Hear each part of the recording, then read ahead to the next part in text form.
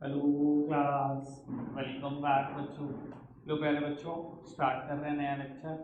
तो हम ना इलस्ट्रेशन नंबर 20 तक बिल्कुल सीक्वेंस से बढ़ चुके हैं। 20 इलस्ट्रेशन जर्नल एंट्री के खत्म हो चुके हैं। बचे हुए 8-9 इलस्ट्रेशन सर मई मंथ में खत्म हो जाने चाहिए। ठीक है जी। आई गेस 1 जून से हम एक नया चैप्टर स्टार्ट कर रहे होंगे बेटा, जो जर्नल एंट्री पर बेस्ड होगा। आगे जितने भी चैप्टर जर्नल एंट्री पर बेस्ड हैं, अगर बेटा जर्नल एंट्री आपकी और है, तो अकाउंट में देखें तो आपको कोई रोक नहीं पड़ेगा। और मैं आपको ये भी बता देता हूँ बेटा, शायद हमने एक से सवा महीना लगातार एक ही चैप्टर लगाया जर्नल एंट्री। 1 से 1.25 महीना हो गया जर्नल एंट्री का कोर्स कर रहा है। 10 महीने के लिए तो 1 महीना हो गया। तो ये भी समझो बेटा, इसकी बात नहीं होगी, मैं आगे चल के भी करवाने जा रहा हूँ। कितनी बात होगी इसकी मैं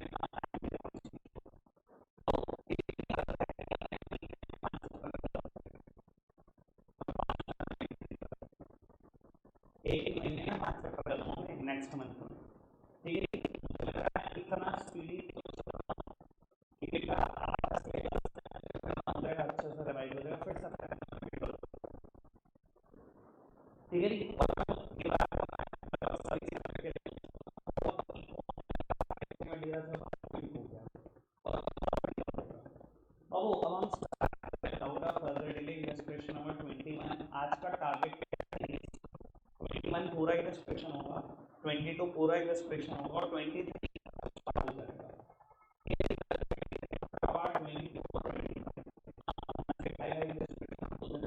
में होनी चाहिए। ट्रांजैक्शन ऐसी नहीं है जो मैं कभी डिस्कस नहीं करूँ, सब पुरानी बात है। बस मैं थोड़ा स्पीडी बेटर पढ़ देता हूँ आपके लिए। 5 ही ट्रांजैक्शन, 1000 ड्यू नाउ बैड। क्या 10,000 रुपए लेने थे रोहित से, आज वो बैड हो गए। रोहित ने पैसे देने से मना कर दिया।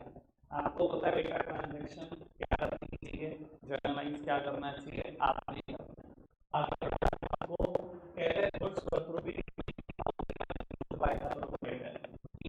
गुड्स प्रोप्राइटर इस्तेमाल करता है बेटा, वो भी गुड्स समझ सकते हो, डिस्कस कहते हैं charge depreciation 10% per annum for on the machine cost।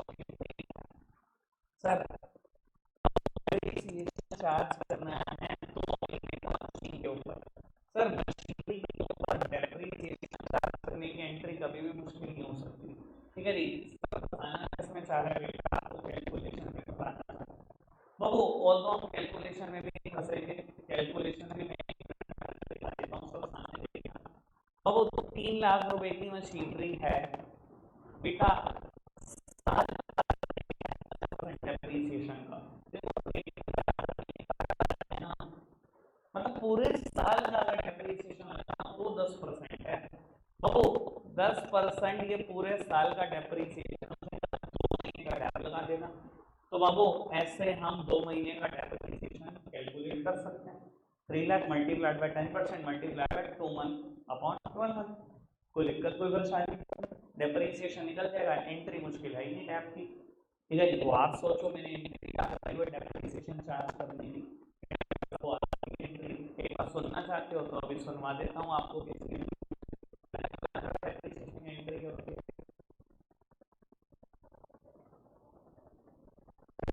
Entry वाले डेप्रिसिएशन की दुनिया के सारे होते सारे लॉस डेबिट होते हैं। डेप्रिसिएशन अगर गिराता चला जा रहा है तो डेप्रिसिएशन को क्या provide interest on capital rupees for 9 month. देखो फिर इससे बहुत यार अरे भैया जज करना है तुझे बहुत शौक है, ये क्या मुश्किल अच्छी हरकतें कहते हैं इसको, मेरी भाषा में तो तुच्छी हरकतें, मुश्किल बन गया क्वेश्चन। ठीक है सर, यहाँ 15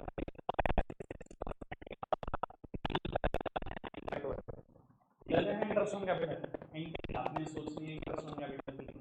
लास्ट लेक्चर में इंटरेस्ट ऑन कैपिटल बहुत डिटेल में डिस्कस किया हुआ है मैंने। ठीक है जी, आप पढ़ते हैं। कहते हैं राहुल owed us, तो पढ़ते हैं।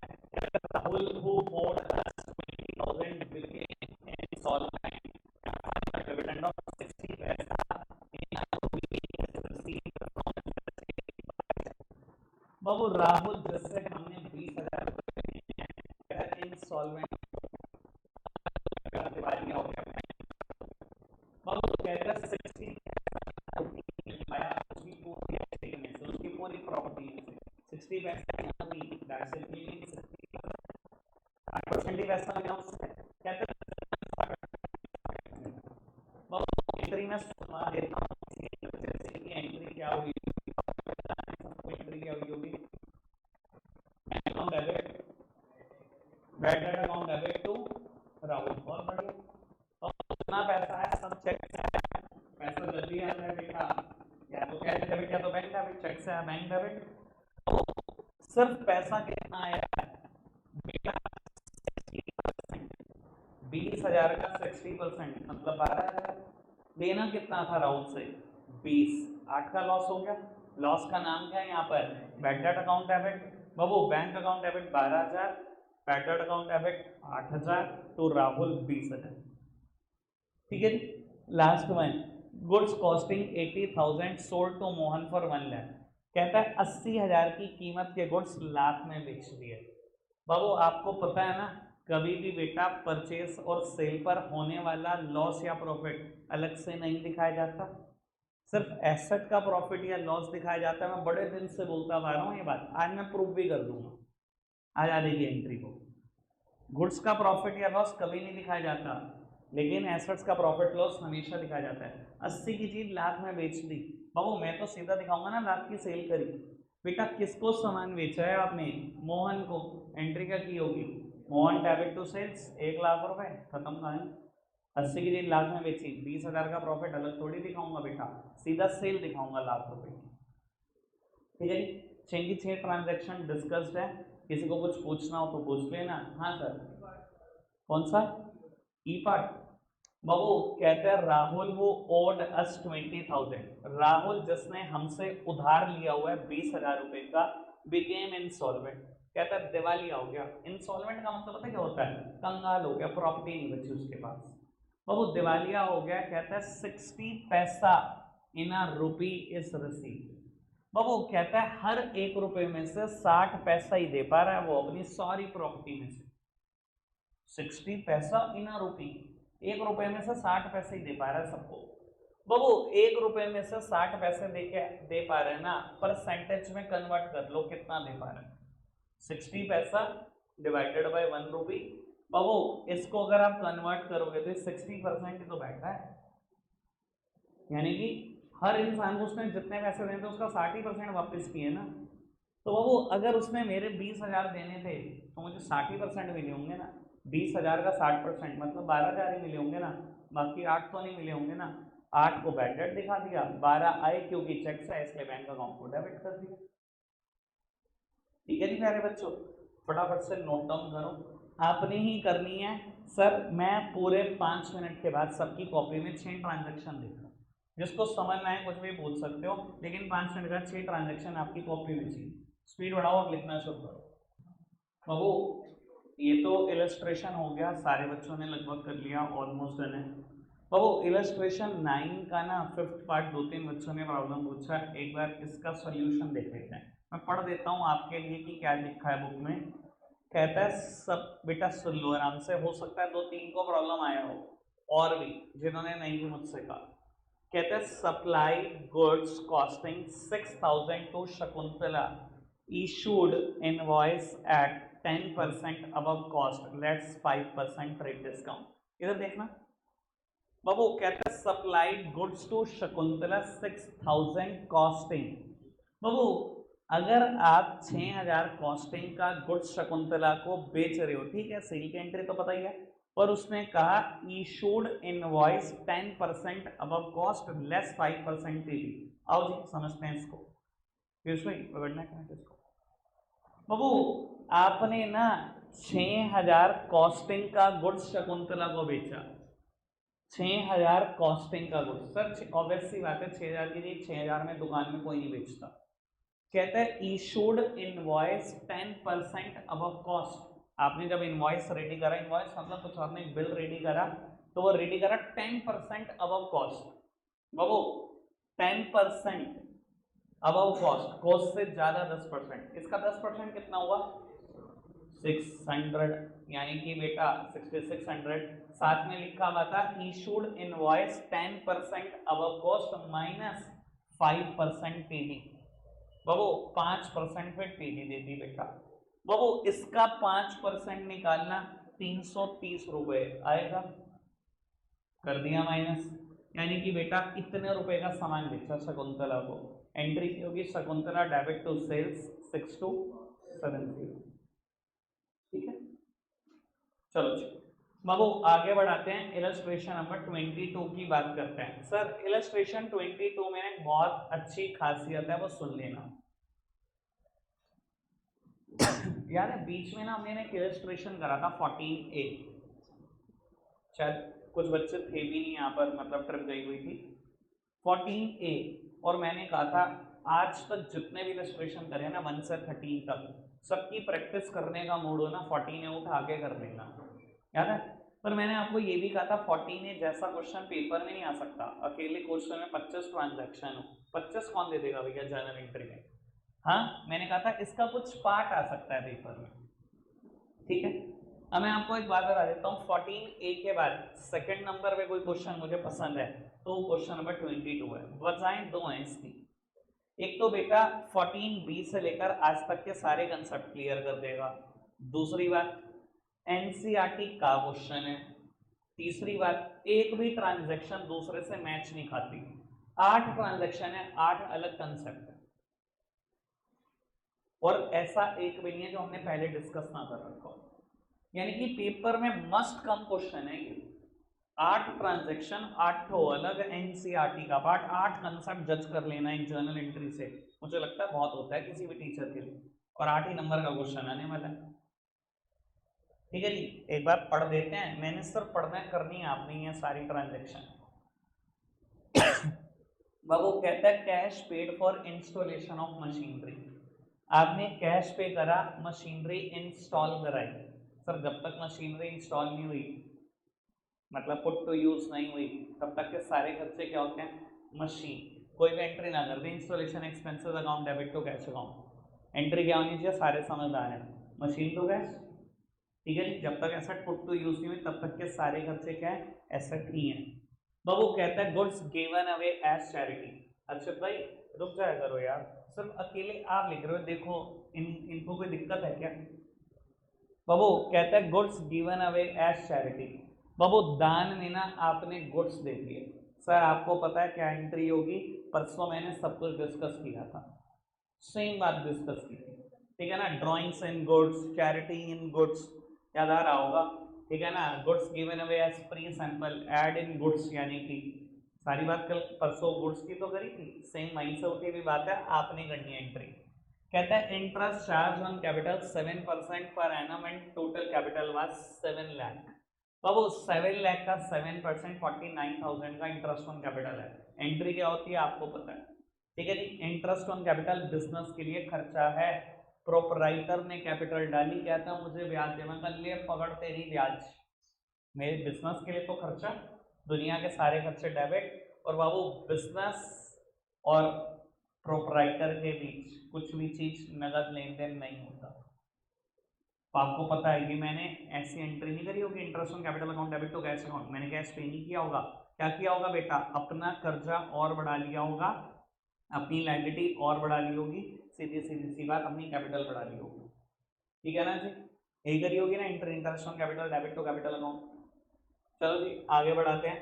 कहता है received 12,000 of a bad debt return of last year. बाबू एक इंसान बैड डेट हो गया था लास्ट ईयर, कहता है आज उससे 12,000 रुपए आ गए, पैसे आए हैं, cash account debit to bad debt recovered account, ठीक है जी। आगे बढ़ाते हैं बात को। गुड्स डिस्ट्रॉयड बाय फायर, परसों की डिस्कशन, रेंट आउटस्टैंडिंग, आज से 4 से 5 दिन पुराना डिस्कशन। इंटरेस्ट ऑन ड्रॉइंग्स, परसों का डिस्कशन।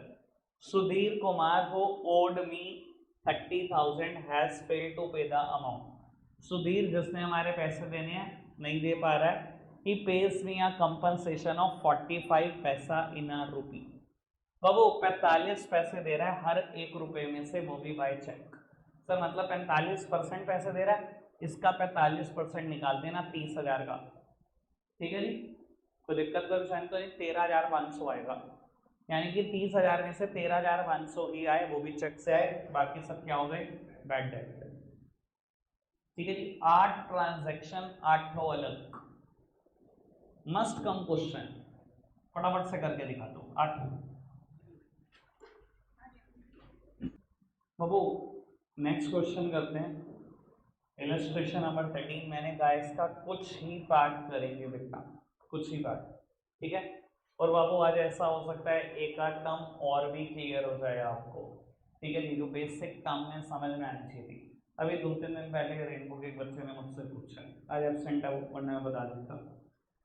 बाबू मार्च 2 कहता है purchase an iron safe for business for 1 lakh and payment made by cheque. आराम से सुनते रहना, शुरू की 3 ट्रांजैक्शन में एक साथ पढ़ रहा हूँ।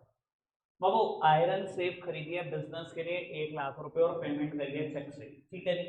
कहता है purchase filing cabinet for office use 40,000 and paid 20,000 as cartage on it, ठीक है जी।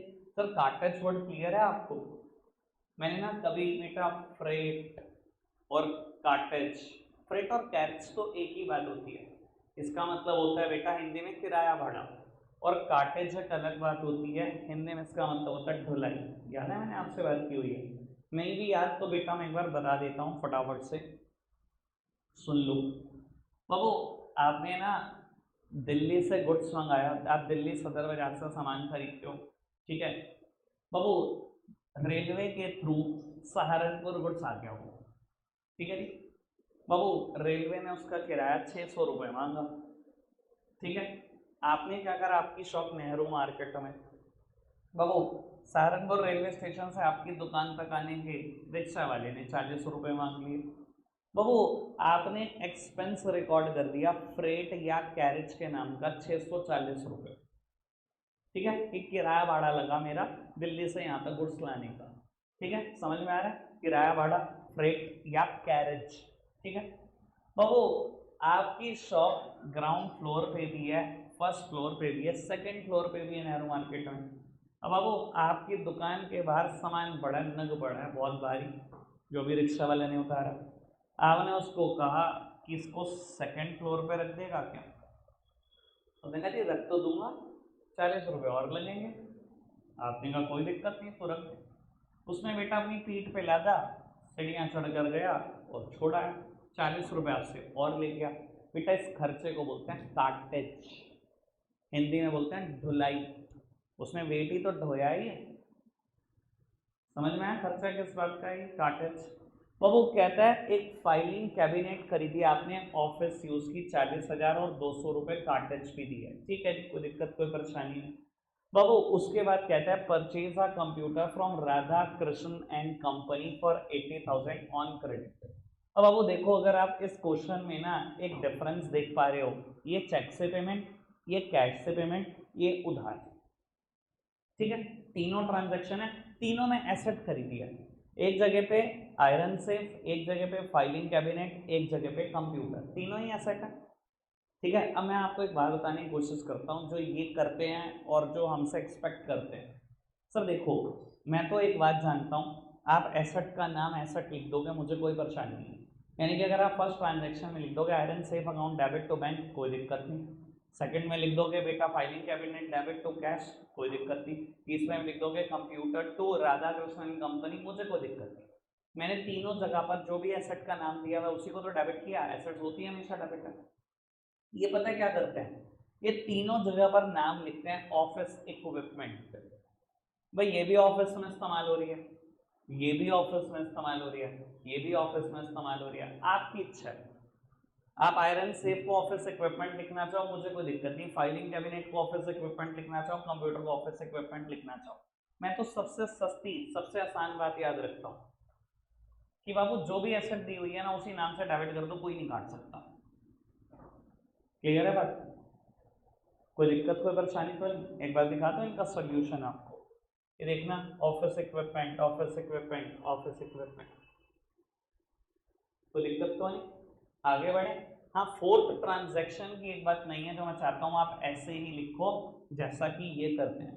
बाबू कहते हैं purchase an electric fan for 20,000। आपने एक इलेक्ट्रिक फैन खरीदा 20,000 रुपए का। मुझे बताओ ये एक्सपेंस है या एसेट? इसकी लाइफ 1 साल से ज्यादा है कि नहीं? बाबू फैन की लाइफ तो 1 साल से ज्यादा होती है यार, तुम क्या बात कर रहे हो? अपने घरों पे कभी देखा नहीं तुमने फैन की लाइफ 1 साल से ज्यादा होती है? ये तो एसेट है बिजनेस के लिए प्योरली। अब बाबू लिखने को आप ये भी लिख सकते हो electric fan account debit to cash account, पर मैं यहाँ पर नहीं चाहता फैन वर्ड लिखो। यहाँ मैं चाहता हूँ बेटा, तूने देख लिया, यहाँ मैं चाहता हूँ बेटा आप फिक्चर्स अकाउंट को ही डेबिट करो। याद है बेटा मैं ना 6 वर्ड साथ साथ बोलता था, इधर देखना, land and building, plant and machinery, furniture and fixtures. तो वो एक दिन ना मैंने आपको कहा था कि पता नहीं कब आएगा पर फर्नीचर और फिक्चर में भी एक फर्क होता है। याद होगा शायद आपको, बहुत सारे बच्चों को याद होगा, मैंने कहा था फर्नीचर और फिक्चर में भी अंतर होता है। क्या फर्क होता है मैंने ये भी बताया था आपको। बाबू फर्नीचर को ना वॉल का सहारा नहीं चाहिए। अगर मैं इस शेयर को फर्नीचर कहूँ ना, मैं गलत नहीं कर रहा, इसको मेरी वॉल का सहारा नहीं चाहिए भाई। अगर मैं उस आयरन सेफ को फर्नीचर बोलूँ ना, वो जो पीछे पड़ी है बेटा, बाबू कोई दिक्कत नहीं होगी उसमें भी, उसको भी बेटा सहारा नहीं चाहिए। But something which is mounted on the wall, something which is attached to the wall is known as fixtures. उनको फिक्चर्स ही बोला जाता है बेटा। यही फर्क होता है फर्नीचर और फिक्चर में। ठीक है जी? अब आप समझो बेटा, जो आपकी दुकान की फिटिंग होती है, आपके फादर की दुकान की फिटिंग, बाबू it is mounted to the wall, wall में ही ठोकी होती है, इसलिए उसको फिक्सर कहते हैं। समझ में आ रही है बात? तो बाबू यहाँ मैं आपसे चाहता हूँ आप एंट्री करो fixture account debit to cash account 20,000। कोई दिक्कत तो नहीं? आगे बढ़े। लास्ट ट्रांजेक्शन मेरी तरफ से आज की। बाबू कहते हैं purchase the horse for business for 1,50,000 and payment made by check.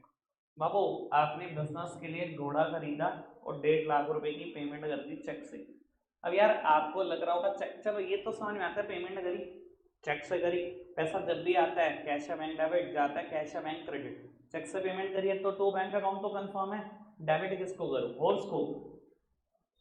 Word के लिए क्या लिखोगे आप? Live stock. ठीक है जी? बाबू अभी 4 या 5 दिन भी नहीं हुए सर, रेनबो का एग्जाम हुए हुए, बेसिक अकाउंटिंग टर्म में भी बेटा ये टर्म है, ठीक है ना? एक बच्चे ने मुझसे पूछी तो मैंने ऑडियो रिकॉर्ड करके भेजी उसको, और मैं आपको भी उसी तरीके से समझाता हूँ जिस तरीके से मैंने उसको समझाया। बाबू कुछ बिजनेसेस ऐसे होते हैं जो डिपेंडेंट अब होते हैं एनिमल्स के ऊपर। कुछ बिजनेस ऐसे होते हैं जो बेटा एनिमल्स के ऊपर डिपेंड करते हैं बहुत ज्यादा। ठीक है जी? सर ऐसे केसेस में जब भी आप एनिमल खरीदोगे वो आपके लिए एसेट है, और एनिमल का नाम नहीं लिखना, आपने लाइव स्टॉक अकाउंट को डेबिट करना है। क्या वर्ड लिखना है एनिमल्स के लिए? Live stock. मैं आपको एक बार बोलता हूँ, आप कोई भी बिजनेस देख लो, डेयरी का, दूध की डेयरी का, कितनी भैंस से कितनी गाय खरीद रखी होती हैं लोगों ने। आपको पता है कि एक भैंस की कीमत 50,000 से लेकर 1.5 लाख रुपए तक है। एसेट नहीं है? कितने कितने साल चल जाएगी वो। आप सोचो बेटा, कोई काम करता है कंस्ट्रक्शन मटेरियल का, घोड़ा बुग्गी रखी होती है उन्होंने भाई, कभी घोड़ा बुग्गी पे सामान ढोते हुए नहीं देखा क्या? रेता जा रहा है, कभी ईंटें जा रही हैं, सबने देखा है, मेरा क्या सर एसेट नहीं है उनके लिए? अगर वो उन्होंने हॉर्स कार्ट खरीद रखी है, कोई भी तो घोड़ा बुग्गी खरीद रखी है तो सर बहुत सारे बिजनेस को एनिमल्स की जरूरत है, वो एसेट ही है। क्या लिखेंगे word? Livestock. Livestock account debit to bank account, या एंट्री होगी 1.5 लाख रुपए से। ठीक है जी? शुरू की 5 एंट्री करेंगे बेटा, आपके लिए होमवर्क होगा क्वेश्चन नंबर 21 एंड 22। बस ये 5 ट्रांजेक्शन कर दो, कल आएंगे हम, बची हुई कल यहीं डिस्कस करेंगे। ठीक है जी? 2 होमवर्क है आपके लिए, क्वेश्चन नंबर 21 एंड 22। करते हैं आज के लिए इतना ही है प्यारे बच्चों, बाय बाय।